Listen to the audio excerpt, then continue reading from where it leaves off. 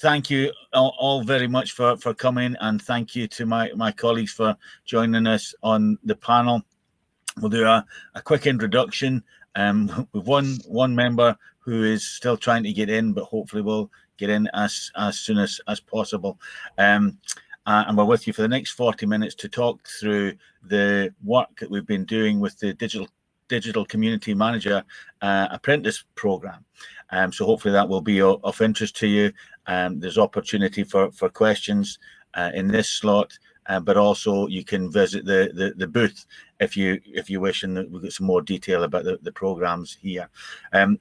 So my name is Alistair Irons. I'm Professor in Computer Science at the University of Sunderland, where I'm Academic Director for Digital Education. And I'll ask my colleagues to introduce themselves, and then we'll go on with the structure of the session that we've planned. Sarah, could you introduce yourself? I can, yeah. So my name's Sarah Hinchcliffe-Smith, and I'm HR Director at Ubisoft CRC, and we've partnered with Alistair and Sunderland University on our digital community management programme. Thanks, Sarah. Marcia? Good morning, everyone. I'm Marcia, and I'm co-founder and partnership director at Nextgen Skills Academy. We're an organisation that works with the games, animation and VFX industry, colleges and partners such as Ubisoft to help upskill the talent pipeline coming into our industry. And I partnered with Ubisoft in the writing of the Digital Community Manager Apprenticeship. Thanks, Marcia. And Lynn? Hopefully you can join us. I know we're having one or two technical issues.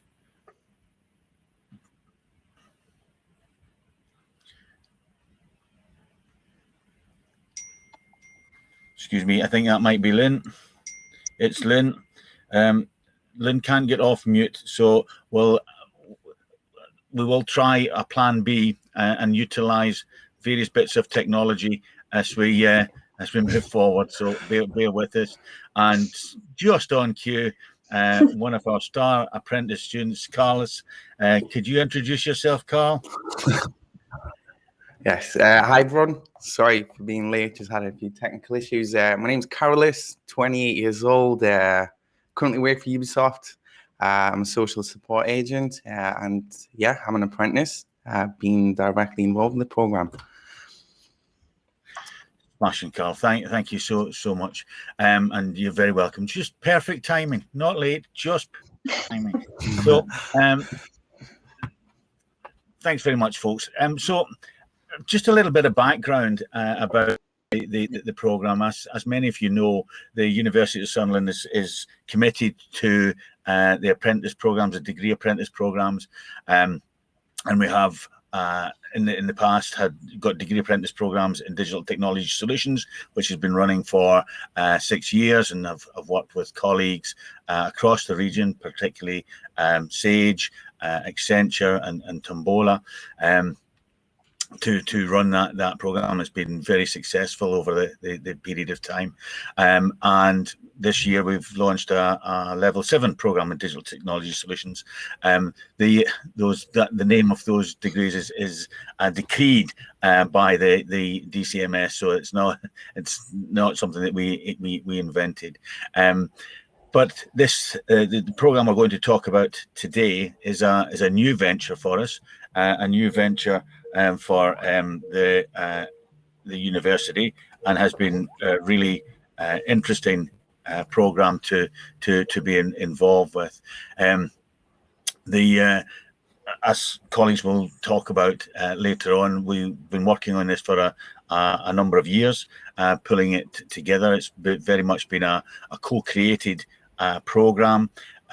This is, we had the initial ideas and colleagues around the screen here, Marcia and Sarah in particular, with other colleagues from Ubisoft. First instance, locked ourselves in a padded room and just worked through the apprentice standard and translated that into a manageable and workable program. The program took nearly 12 months into operation. We started with the first cohort in September last year, and Carl is one of those members of the program, and you'll hear from him just in a second. Of course, that means that we did it in lockdown, and so we've been running the sessions over Teams, which has been interesting in itself.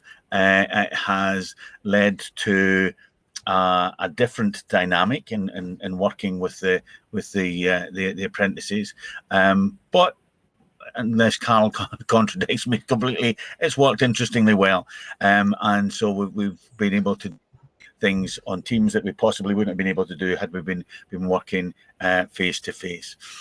We have a session every Friday. That then is how we decided to meet the expectation of the apprentice program to be 20% off the job training. And I'm really, really grateful to colleagues at Ubisoft and to the Newcastle Building Society have worked with the teams in the organisations to enable the apprentices to have that time off. I know a day a week doesn't necessarily sound like much, but it can be quite an imposition when you are working really hard on projects and events. But that's an expectation of the apprentice program, and so that's something that we have worked towards. The apprentices get slightly narked by the documentation that we have to keep to, because the apprentice programs are now overseen by Ofsted, so there's some interesting things that we need to take account.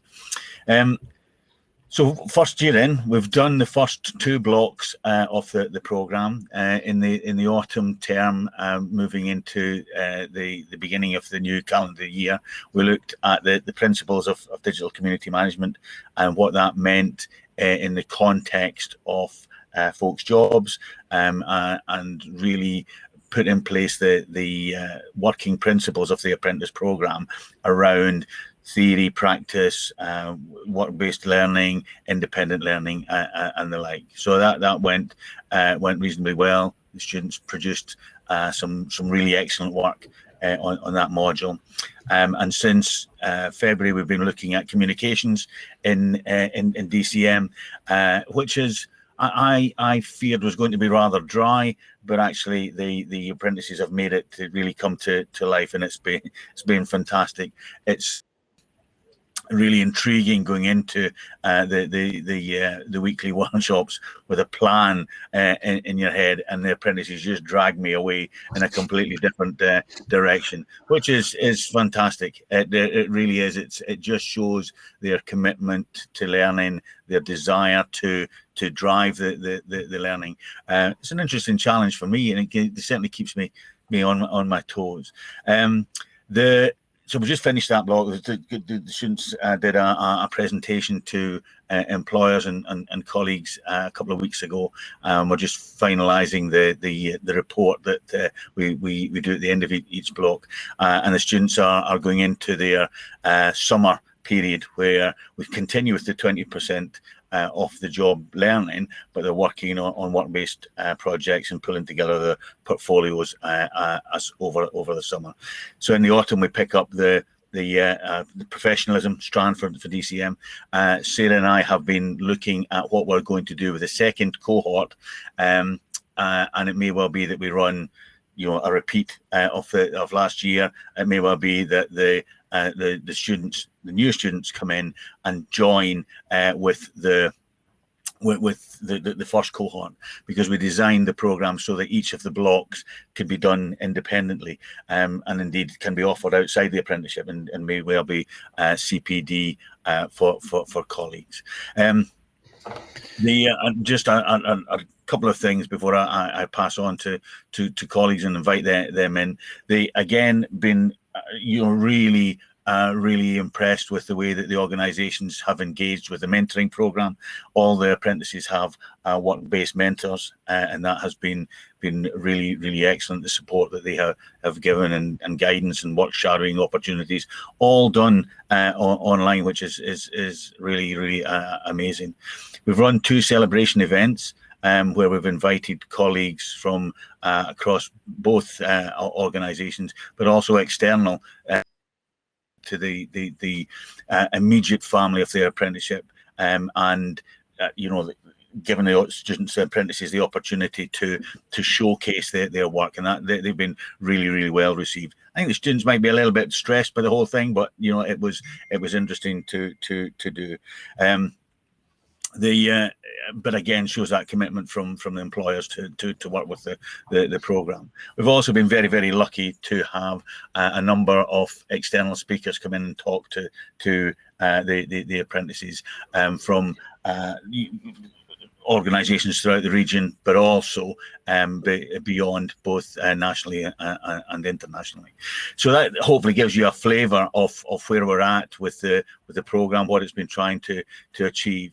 But I'd like to invite Marcia to just give us the background about where the rationale for the Apprentice Standard for Digital Community Management came in, what the demand is, and why we decided to embark on this particular journey.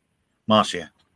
Brilliant. Thank you, Alistair. And I just want to say I was at the presentation that the apprentices did, and it was just superb. And Sarah and I had worked on this apprenticeship for about 2.5 years, and then with lots of other companies across the games industry and lots of input from community managers. And to actually see Carl and his colleagues doing that presentation, it was just astonishing. It made all the hard work, it made it all worthwhile. All the tears and blood, sweat and tears Sarah and I shared over it. But I think the reason for the apprenticeship coming together was really serious. It came at a time when the games industry began to kind of really to understand that we needed to widen our talent pool and to look outside the normal graduate route, because we've been very reliant on graduates. We have skills gaps and shortages, and to keep on dipping from the same pool just wasn't working. So we were clear, the games industry was clear, we needed to diversify. So that was one pillar. I think the second pillar was that the apprenticeship levy came in, and there was a real desire that that as an industry and as a company, that we were paying a levy, we should ensure that we actually took advantage of that.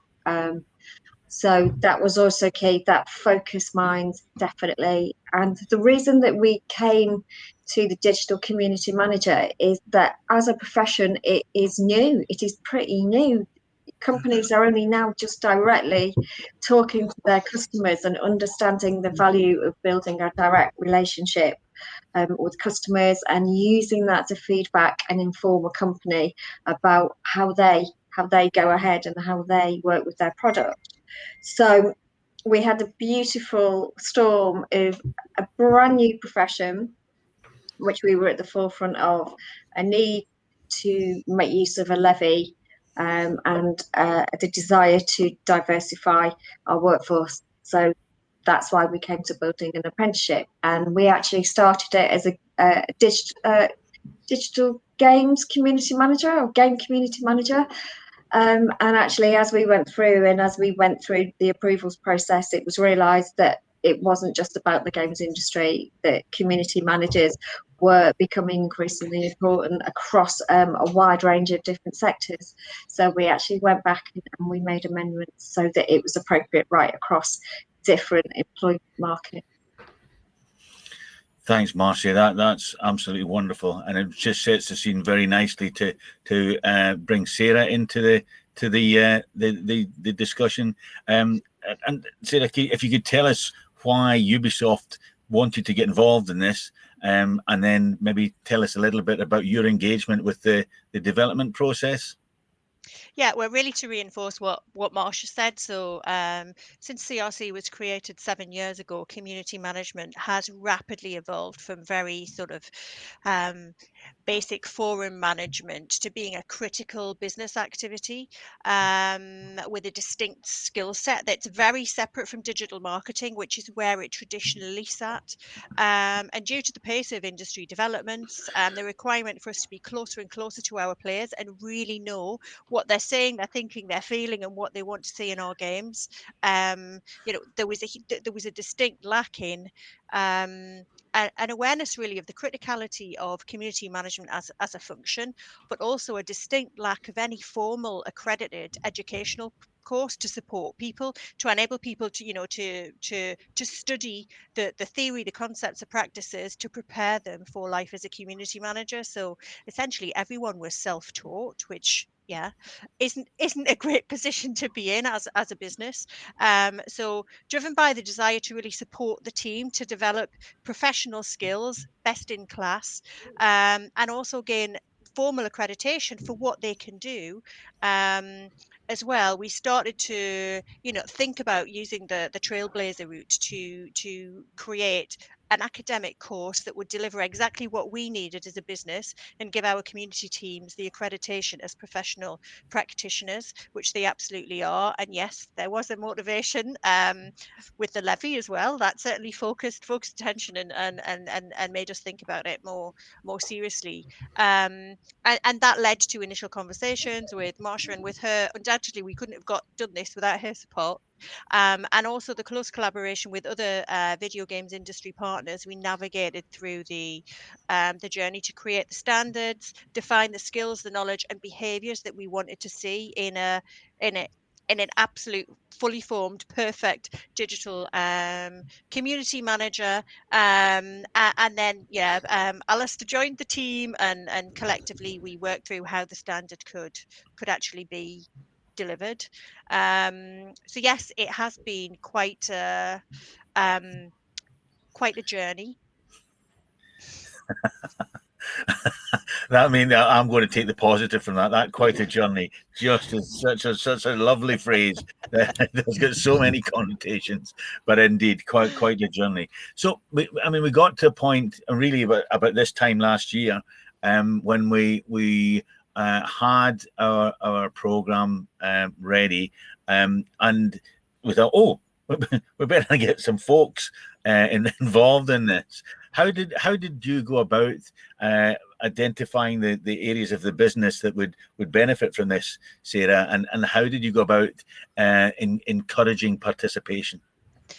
Essentially, it was an apprenticeship roadshow. I'm sure Carl can think of how many times he must have seen me roll out the deck and say, "Hey, we're doing this apprenticeship program." But yeah, it was about, we opened up the opportunity to everyone in the community teams, because again, a lot of them are more sort of self-taught, and it was an opportunity for them to really, hone their skills and build their theory and practice behind what they already do. But also we saw a huge potential in our player support social teams.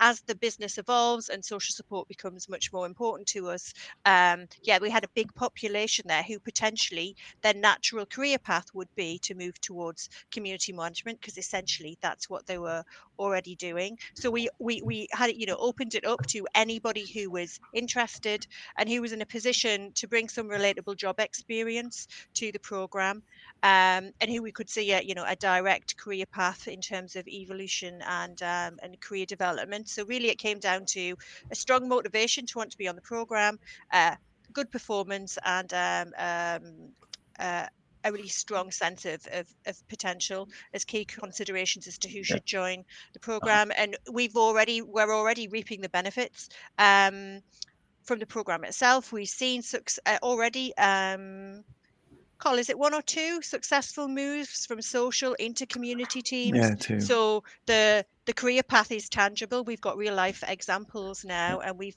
people who would usually before we had the program really struggle to actually get into the community management space because of the job they were doing. We've created a perfect route for them, and of course it enriches the community management team to have people with other insight from other areas of the business. And I think that's a really important point to bring to colleagues, is that while some of the participants were already digital community managers working in that space. There was also the opportunity for those aspiring to go into that space. So using the apprenticeship as a lever, as a pathway, and great to see that it's already happening. Less than 12 months into the program. Lynn, can I bring you in? Because I know that the Newcastle Building Society engagement was slightly different, and if you could just share with colleagues how you got involved with this program. Yeah, certainly. And apologies you couldn't hear me earlier. Fortunately, I had a couple of technical issues as well, but I'm back now. Yeah, we got involved a little bit later in the day, and ours was very colleague-led in some respects. We had a really talented undergraduate who'd spent their year's work experience placement with us in our corporate communications team while studying for their digital marketing degree. And during the final year, we kept in touch, but we knew we wanted to offer this graduate a position with us permanently. So we've got within Newcastle Building Society a program which we call the Early Talent Scheme. And within that, we encourage early talent participants to take part in an apprenticeship scheme. So we reached out to our undergraduate and just said, would you like to consider this as an option and further your education, getting some real practical experience, whilst also getting a really practical qualification as well.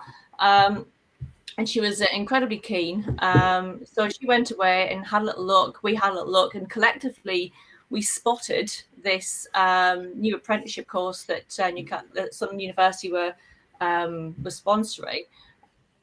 And it really fitted so well with her development. And I think just going back to what Sarah and Marcia said earlier about traditional digital marketing degrees potentially having some gaps in that kind of practical element. So it really did appeal to both of us. Bearing in mind, Newcastle Building Society at that point had no digital community at all, but we had aspirations to have one, albeit maybe slightly different to Ubisoft's, but we had real aspirations to get closer to our customers. Our purpose is connecting communities with a better financial future. The last 18 months has really taught us a few lessons around what community really means. And we had this real passion to develop a community. So as we talked to yourselves, we kind of really appreciate the fact that even though you'd already kind of started quite a lot of the design work in conjunction with Ubisoft, you allowed us to kind of participate, even though it was quite late in the day, and help influence and get out of the course what we need to get out of it as well, because it is a very different community in a lot of senses. What we've established is a research community where members can come and join and give us their views, but it has an awful lot of similarities because it's around having those real constructive conversations with customers, so we can learn and better develop our experience, our products, our offerings. So there's a lot of similarities and synergies, so we're really delighted to be able to take part. Oh, thank you, Lynn. That's fantastic. And, it just shows that, that there's the flexibility in the program to come in at different points. And Lynn has brought out a really important point that we're continuously evolving and growing and developing the curriculum to meet the needs of the organisations that are involved with the program. But it's all well and good us talking about it, and I'm delighted that Carl has agreed to come and join the panel as one of the apprentices. And so, Carl, if you could just give us an idea about how you got involved and what you were hoping to get from joining the program. So hi again. A lot has been said, but I'll just share my thoughts on the whole apprenticeship program. So first of all, how did I get involved? I'll be entirely honest with you. I was just having another day at work until I, as well as many other people, I believe, got an email through with the offer to join the program.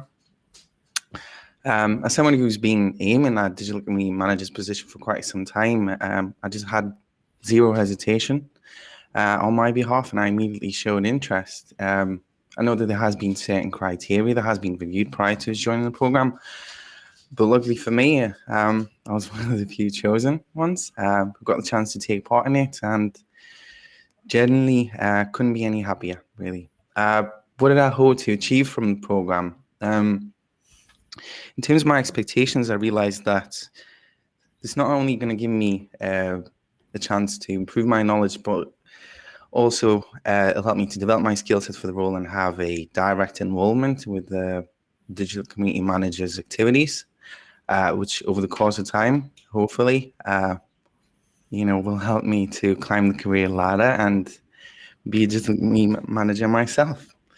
How did the program go so far? It's been great, really. I'll talk a little bit more in detail about this. So, as Alistair mentioned already, we have a session every Friday. And the idea is that we're supposed to spend 20% of our working time with the apprenticeship. I know that this so far has been maintained throughout the course. And on both ends, it has been constantly reviewed to ensure that that time aligns with the expectations. As far as the workload and intensity goes, again, it's something that has been reviewed together with the activities that we undertake whilst at work. And with the apprenticeship itself, generally feels like there has been quite a bit of flexibility in terms of the work that we do. And so it seems like it has been really well organized there on both ends. Coming back to the sessions that we're having every Friday, right now we have a group that we work in. It consists of members from different companies, and over the course of time, we really got to know each other. There's good energy, there's good atmosphere during the workshops. Some of those people I can call my friends now, to be honest. The group itself isn't too big, so you do really get the chance to participate in discussions, but just also share your thoughts on a range of different topics. And like Alistair said, sometimes we get a bit carried away, but it's very sort of healthy and interesting discussions that we have, and sometimes, can be quite intriguing the direction we're going to take. In terms of the content that we have within the apprenticeship, right from the start, we've been given a clear structure, what we'll be doing, what we'll be focusing on. Again, this has been followed throughout. We're very well aware of what are the skills, what are the knowledge and behavior that we need to develop and work on in order to achieve our end goal, and not only be able to do the job, but be successful at it. So far, we've covered a range of different topics during the apprenticeship, such as in-depth communication review, moderation, data analysis, communication strategy building, and others. At this point, despite it still being relatively early stages, as we're not even halfway through the course, I do feel like personally I've made a solid improvement. To add, also having different tasks that we're doing during the apprenticeship that allows us to put theory in practice. What I do really like about it is that there's a big variety of the things that we'll be doing. So you don't only find it informative, good experience-wise, but sometimes it's also quite enjoyable. For example, one of the recent things I've been doing, where I had to create a 60-second video of myself, where I've had to outline the strengths of mine if I were to apply for the role. So certainly something, not something I've done in a while, if ever before, but also quite interesting, and fun. On top of that, we also have mentors who are our high-ups from our workplaces. And overall, this has been a fantastic addition, in my opinion. So every single person has got one individual assigned to them. With the help of mentors, we have the exposure to digital community managers' responsibilities and tasks. I've personally had a number of one-to-one sessions with our current digital community managers who show me how they do different tasks, what tools they use, what they emphasize, what are the difficulties they face, and so on. Additionally, because I'm very well aware of what are the skills, behavior, and knowledge I need to work on, I can then also identify myself what are the areas that are lacking or what are the areas that I do not feel very comfortable with, and just, you know, have a ground that I can work around. Obviously, with the help of digital community managers in the company. Overall, you know, world has been in the pandemic. All the things got a lot more complicated, restricted. But as far as the apprenticeship goes, been on a steady course. Things were really organized well, and overall, I just have no doubt I made the right decision. And yeah, I'm happy to be part of it. Thank you. No, thank you, Carl. That was really, really excellent, and thank you so much for giving such a concise overview of the last 10 months. It's excellent. Marcia, before I go back to Sarah and Lynn to ask about the impact on the organisations, you very kindly ran one of the workshop sessions for the programme. How did that feel from your perspective, getting involved with these guys? It was brilliant. It was great listening to Cole then. That was fantastic communication skills there, Cole. That was really lovely to hear. And all of the 10 companies who work on a Trailblazer came in, and we put an astonishing amount of time and care and effort into building the apprenticeship and really looking at the knowledge, skills and behaviours that were needed. And to actually go in and see real live young people reflecting all of that care and attention and knowledge just back at us I think they started in the September and you did the presentation in Christmas, and it was just like astonishing.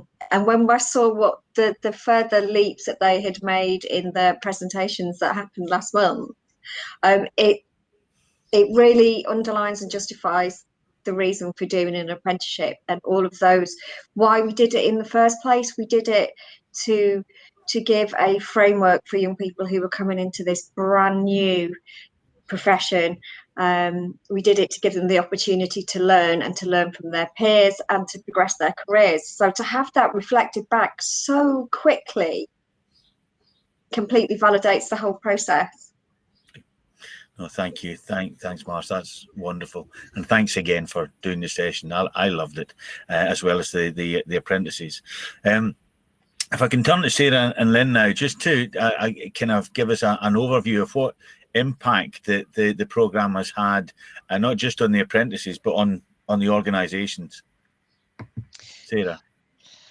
Well, I mean, we've all heard Carl give an excellent representation of his experience so far, and it's amazing to see the learning journey that our apprentices have had so far into the programme. And as Marsh mentioned a few minutes ago, the end of year presentations a couple of weeks ago were at such a high standard and so impressive. You know, without question, we, you know, at Ubisoft, we see this. We knew it was a good idea when we started, but I think now we're absolutely convinced, and we certainly see the apprenticeship programme as really a pillar in our commitment to deliver a career in Ubisoft to all of our guys. And the apprenticeship gives us a means of doing that. It's a really tangible, solid and very strong proposition.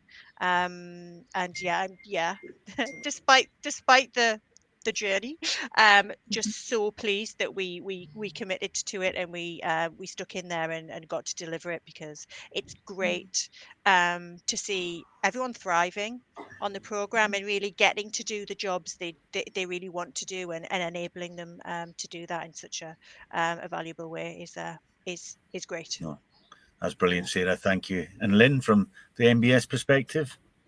Yeah, I'll just echo what Sarah said. To be honest, it's just a fantastic way for us as an organisation to be able to support the development of a really talented undergraduate through this stage into some real practical learning.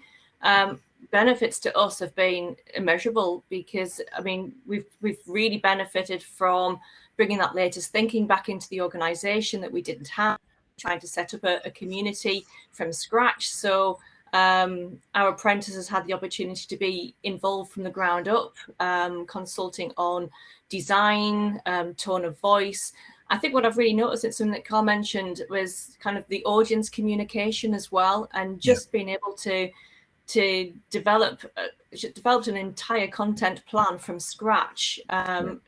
terms of how we're going to talk to customers, which it shows a real customer empathy, really. She's really learned those different tones of voice and how to get the best out of customers.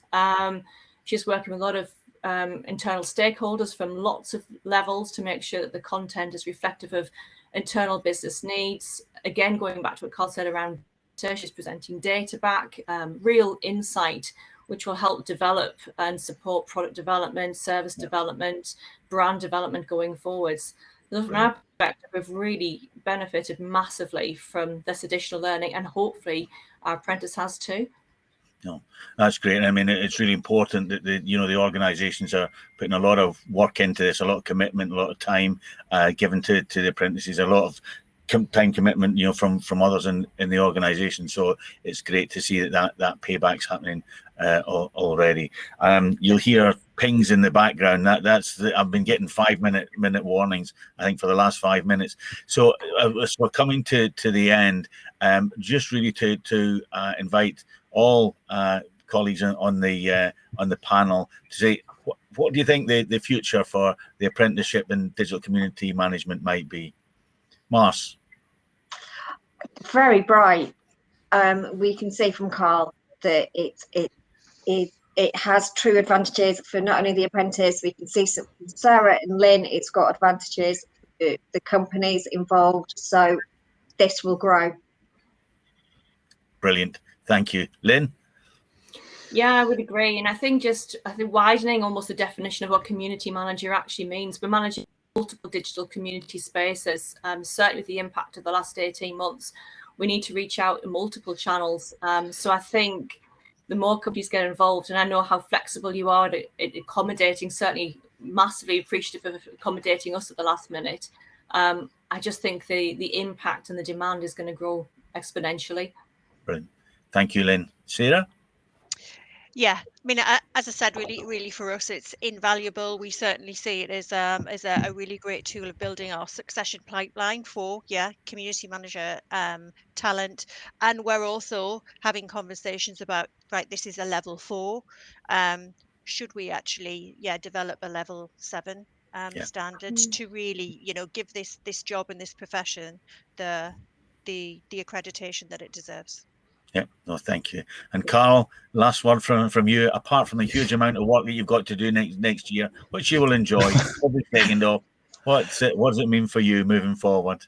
Yes, so as far as the apprenticeship goes, hopefully once the pandemic is over, we'll get to see each other.